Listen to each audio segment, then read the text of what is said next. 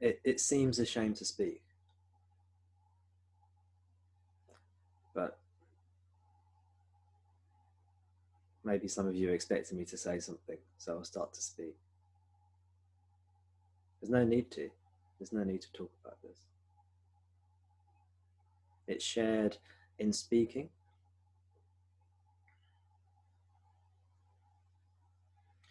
and it's shared when not speaking. It's the same.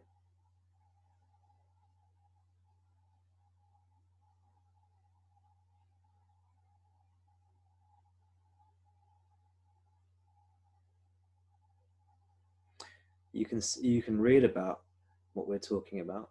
So many books and texts and scriptures, old and new, old, new, and ancient. Some are simple and profound. Some are complex and philosophical. Some are mystic and poetic. Some are logical and clear, some of these scriptures, and some baffle the mind.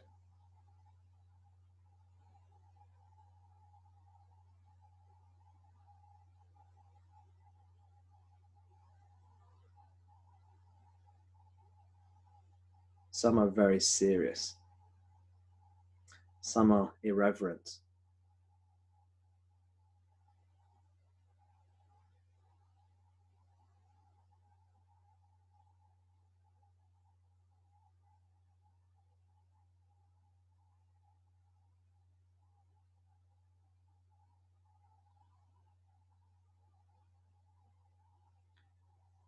Some say that silence speaks louder than all the words.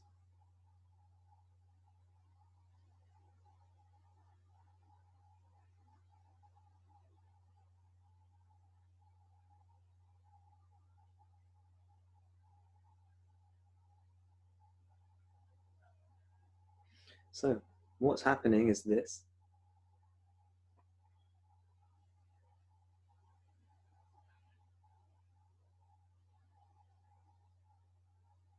And this includes the apparent me and the apparent you and the apparent things.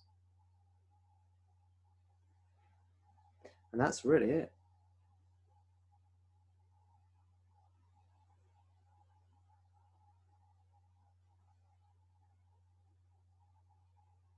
It's happening as it appears to be happening. Is it really happening?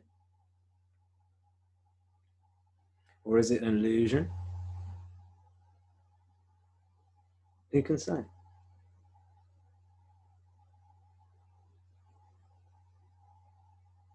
So we don't say this is real, what's happening. We don't say this, we cannot say this is real. We cannot say it's not real.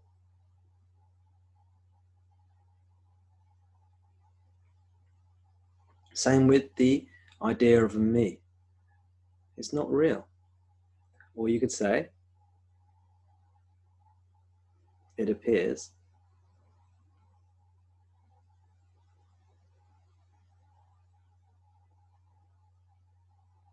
It's not real. It's not wholly unreal.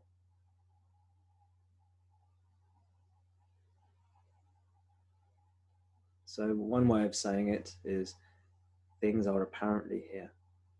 They appear. That's what the word apparent means. It's an appearance.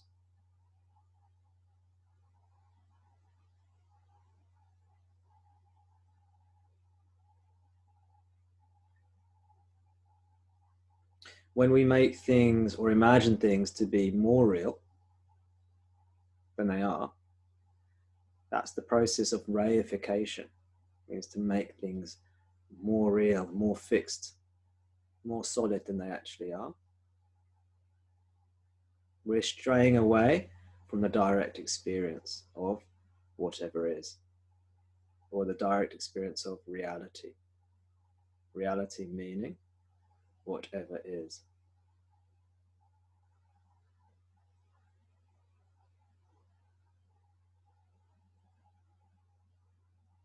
So reification of things or phenomena leads to an idea of a me and a not me, a me and a world. This is the prime duality, or the prime concept of duality. It's just an idea.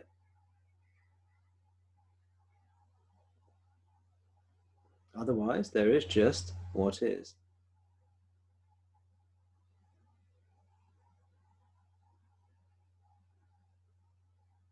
But the ego, the me, seems to be interacting with what is in some kind of intentional and volitional way.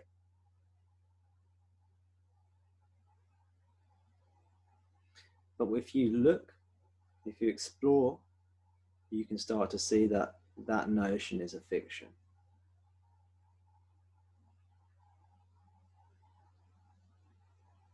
That notion of an independent entity that is choosing to think, choosing to act, choosing to speak, choosing to do, that is authoring things, is an arising. We can say it's an empty arising because there's no intrinsic self there. So the word empty means it's devoid of any intrinsic self.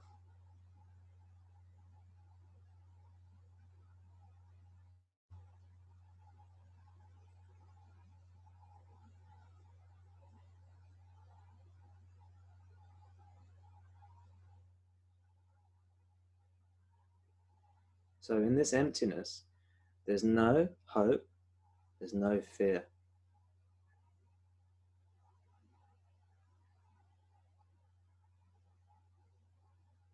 And there can be hope and there can be fear.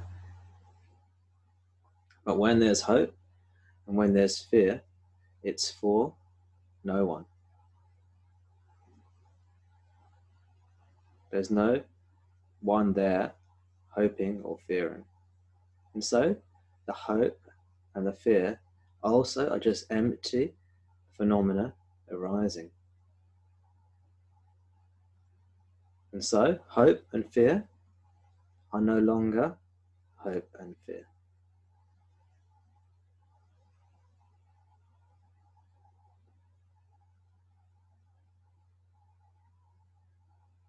Now, I don't usually use words like hope and fear. I usually use words like desire and fear, or desire and aversion, or attraction and aversion. Remember, attraction or desire is the movement towards something you're looking for. And aversion or fear is the movement away from something over here, perhaps, that you are trying to move away from. That's the aversion or fear.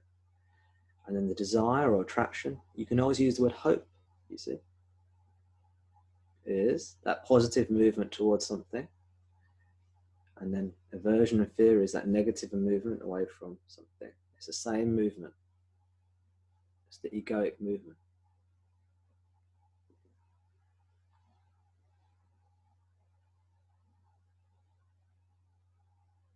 So when we're devoid of desire, fear, or attraction and aversion,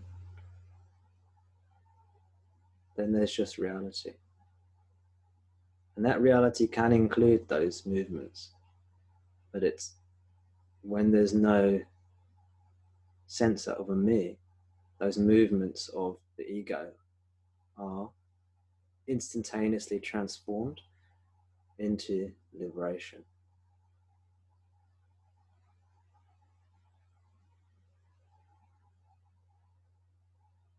So this is not the path of devotion I'm talking of here. It's a form of wisdom teaching or direct seeing. It's when we're seeing directly into the nature of phenomena as they arise. So it's the path of insight or direct seeing. It's not quite the same as what the Vedic path called the path of knowledge. which utilizes phrases and concepts of the self and not self, and discerning between self and not self. It's not quite that even. It's path of direct seeing into the nature of phenomena, in which phenomena naturally and spontaneously liberate themselves through direct seeing. This direct seeing is not something you do, it's something that already is. The direct seeing is always happening.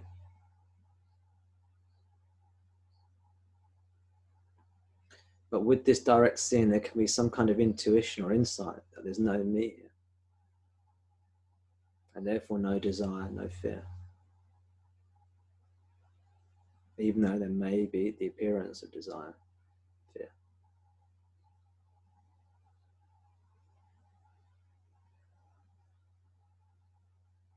So then the experience, let's say, is transformed from a sense of a me living in a world to a me living, is transformed from the sense of a me living in the world as some entity who's choosing to act and interact, to phenomena arising spontaneously, effortlessly, without clear separation,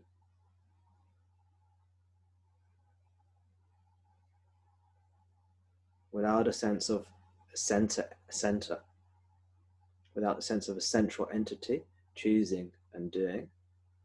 Things are just done.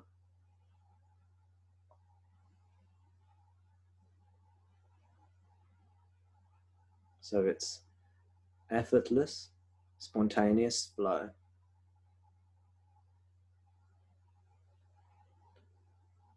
But within that flow, there may be effort.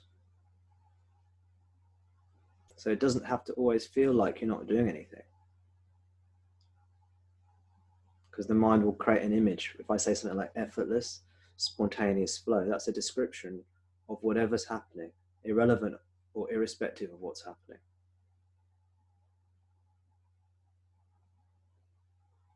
Devoid of the sense of a me and a not me,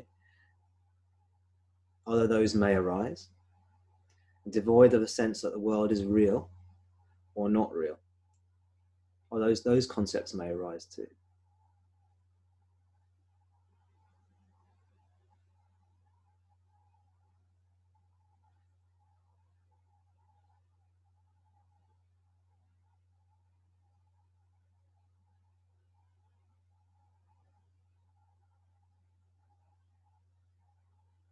So it's just the simplicity of what is beyond all words.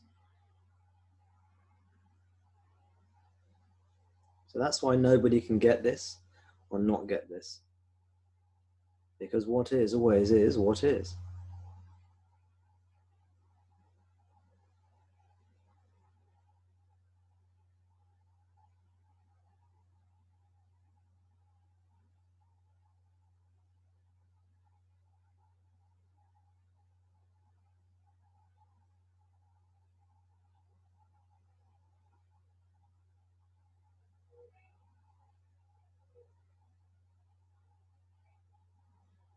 So despite all these scriptures talking about this in so many different ways, what we're talking about is incredibly simple, intrinsically pure, and ever accessible. At the same time, it's unknowable, ungraspable, and always attained.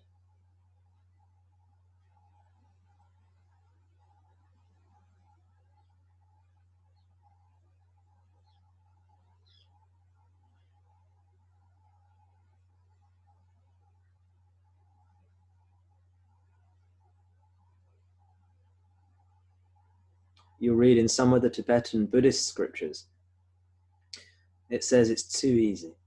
Liberation is too easy.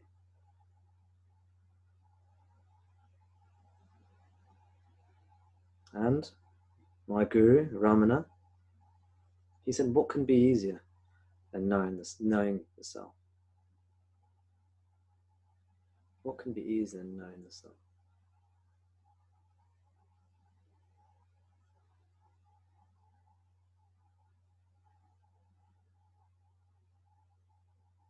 So we can let go of the idea of the self. We can let go of the idea of liberation. We can let go of the idea of a me that is trying to become liberated or know the self. And then there's just the simplicity of what is unfolding, devoid of the concepts of me, body in a world, mind, body in a world, me in a world, me in a year. Although those concepts may arise and operate spontaneously.